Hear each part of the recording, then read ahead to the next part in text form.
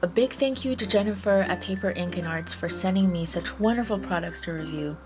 Today I have for you a huge variety of golds, acrylics, pigments, gouaches, gel pens, and even brush pens. I have tested each single one of them. On this line paper, it's Pacon's basic black filler paper that PIA carries. If you stay tuned, there will be a giveaway at the end of this video, a piece I created using all the gold inks I have available. So starting with the Jacquard golds and metallics, I have here 4 colors: Sunset Gold, Metallic Gold, Bright Gold, and True Gold. Now these are light body acrylics which are perfect on wood, canvas, and even styrofoam. On fabric, it stays permanent if you set it with an iron. Now when you open this, I'm taking this bottle of bright gold here. If I stir this for you, you can see it's quite thick. It's not thin enough for direct use.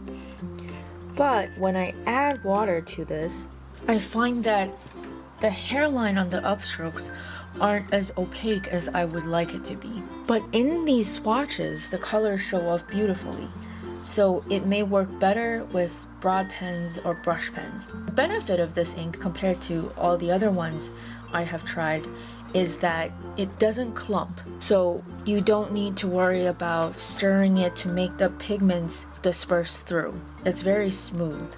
Now with the bright and metallic, you can see the upstroke hairlines a little better than the Lumiere True. The True Gold is a bit greenish, and the bright is very yellow. The metallic is a little dulled color. These do not have a lot of glitter in them if you compare it to the Winsor Newton Gold. Now the Winsor Newton has 2 kind of golds, the Winsor Newton Gold drawing ink and the other is called the Calligraphy ink.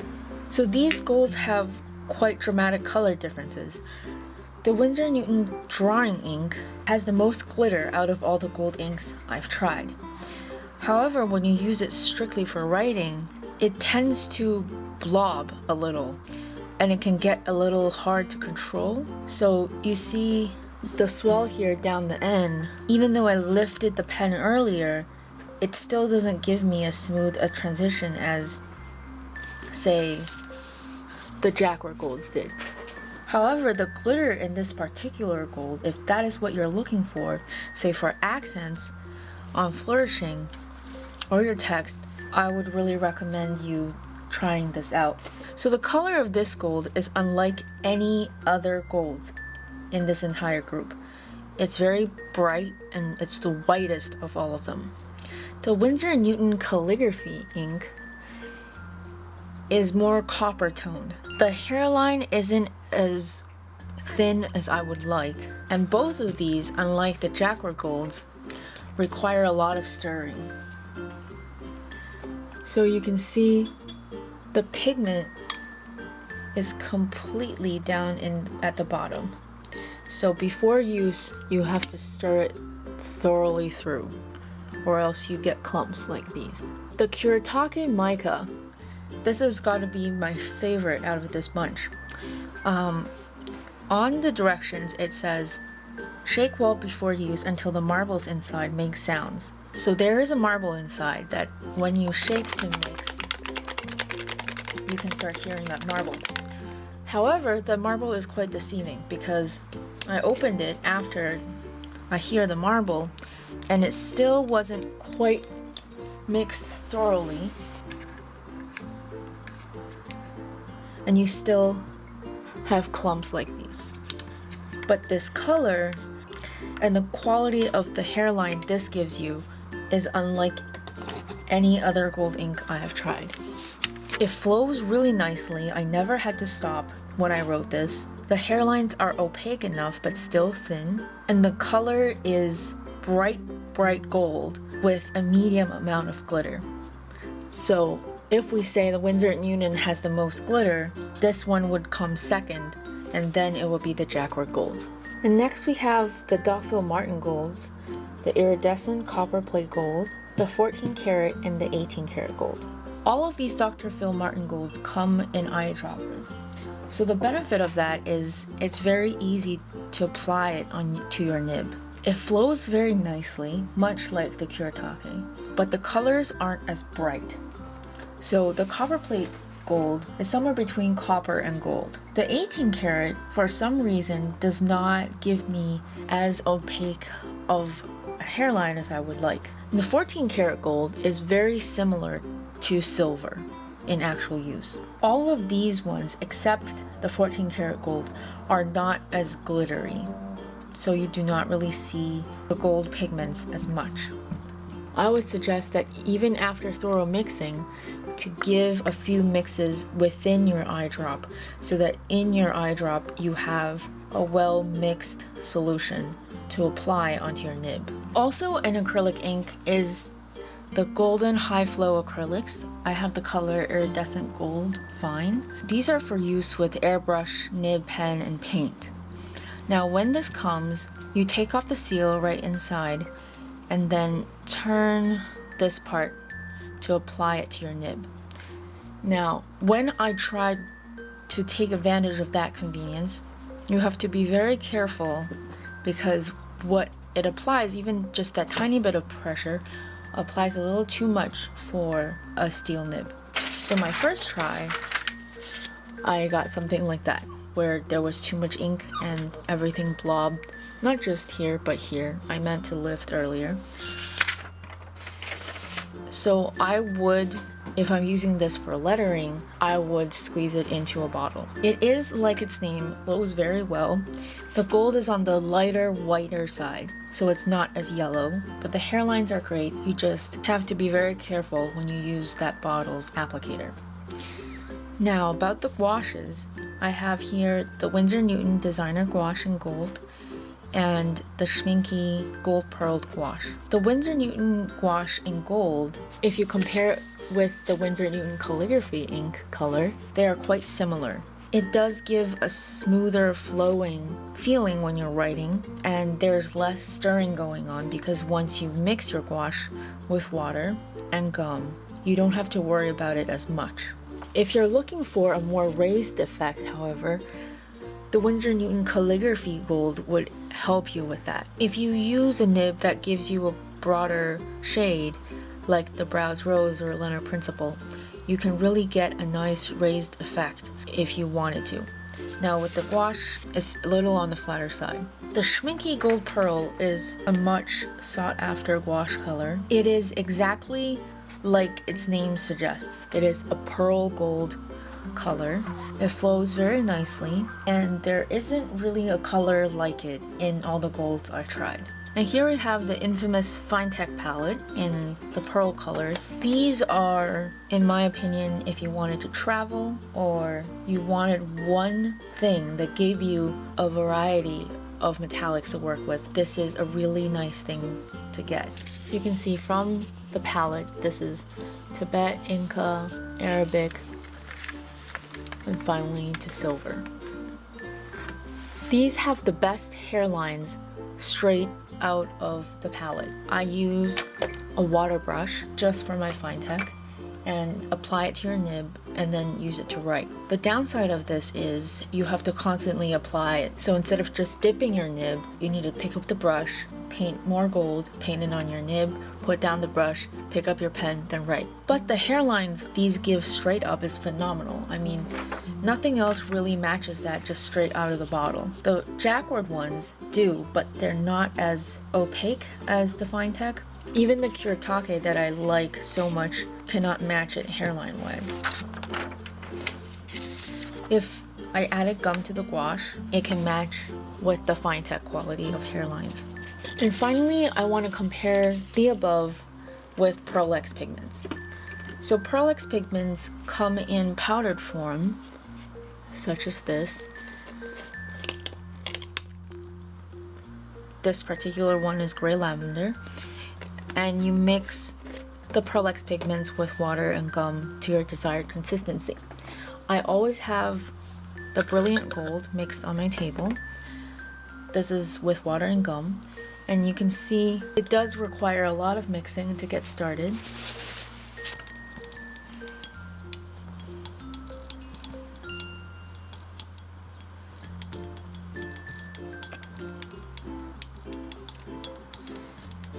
Now usually it suggests that you use 4-part pigment, 1 part gum, and add water to decide consistency. I add 5 parts pigments because I like the raise effect and I like it really shiny.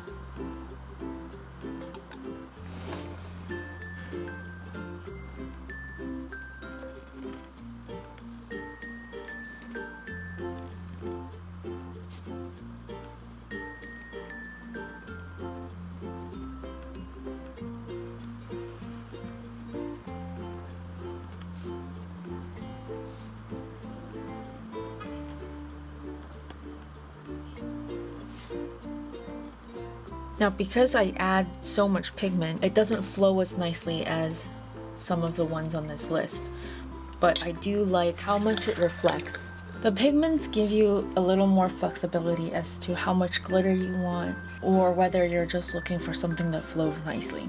And also, if you have a particular need for something, you can also add the pigment to an existing gold color to make it more bright or glittery.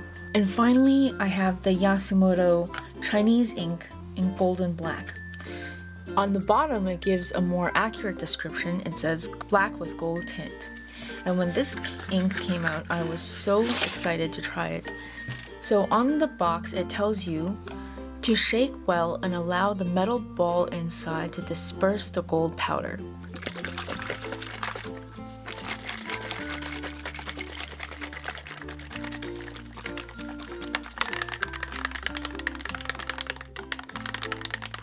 Once you start hearing the metal ball, just like the Kuretake gold, continue shaking for a little bit.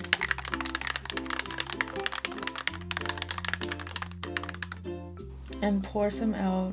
I'm using a Leonard Principle nib.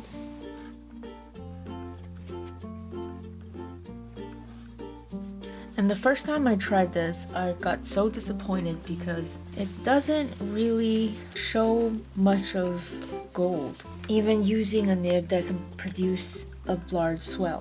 When it dries, you do see a shimmer of gold. Now I'm going to try with a Chinese calligraphy brush.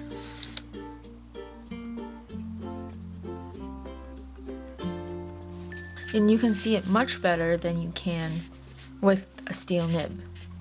It has a really pretty gold shimmer to it. Now what works really well is when I used it on rice paper.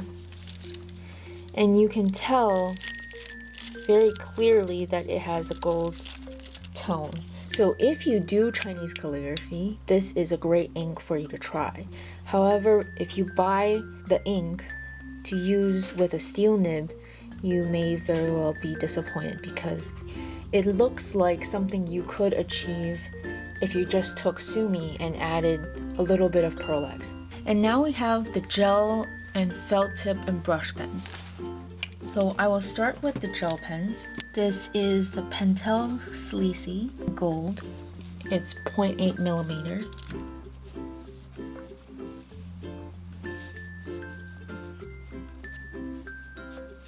The color is a more greenish gold than bright.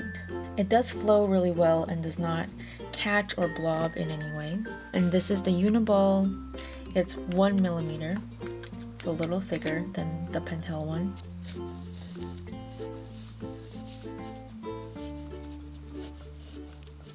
This one has a little more glitter content to it than the Slicci.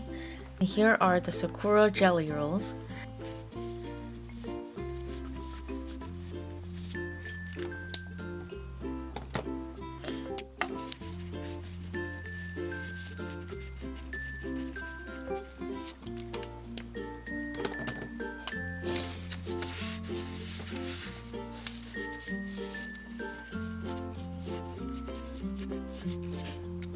Now the gold in the jelly roll is a little more white gold than it is yellow. It is a lot like the 14 karat gold by Dr. Martin. The copper isn't as distinct as the cap suggests. It's a warmer metallic tone. And I would say the silver is very precise, and all three of them show a good amount of glitter. They all flow very nicely. The Zig Painty brush is quite interesting. One side is gold and one side is silver. Like a regular paintbrush, it requires you to shake The tip is round, but it takes pressure. So you can see I can create a little bit of contrast between thin and thick. That is about as much contrast as it will get though. Still quite impressive for a paint tip marker, I think.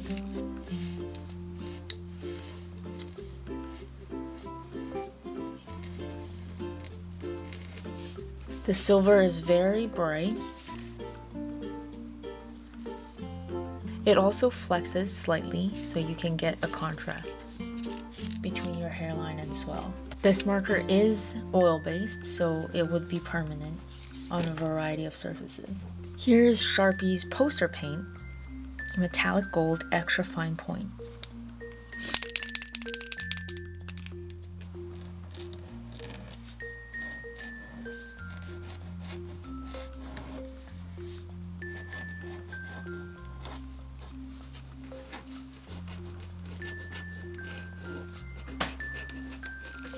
Now I already shaked really hard,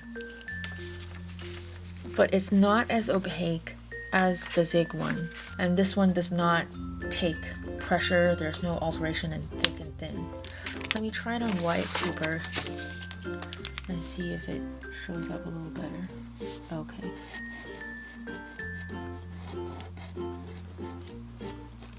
So this is a much more yellowish gold and does not work very well on black paper.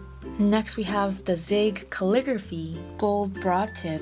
One side is 2mm and the other is 2.5. The ink in it is archival.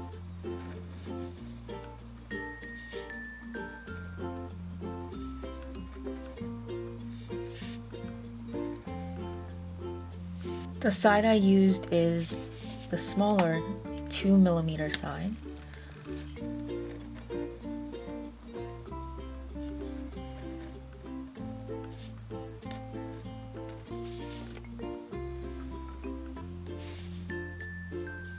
It seems that the 2.5mm side gives a finer hairline when I use the tip of it on the edge, compared to the 2mm side.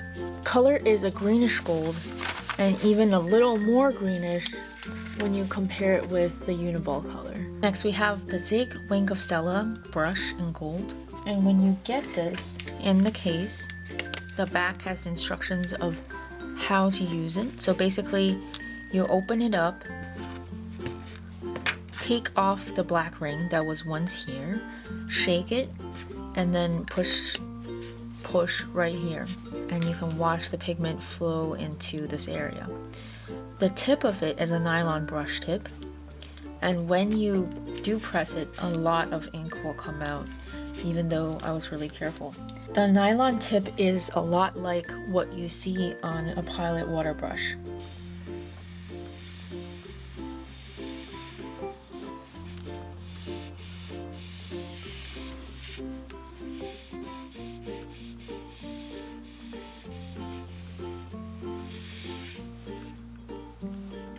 So it's quite hard to see if you do it very dry, but it does give a nice effect where you wanted to add a glitter shade. If you gave it a push, and you see the ink coming out, and let it saturate the brush,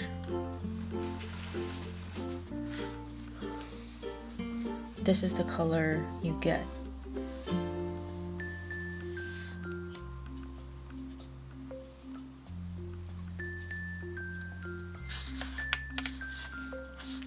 So it's a little more coppery color right out of the brush. On white paper, it's a little more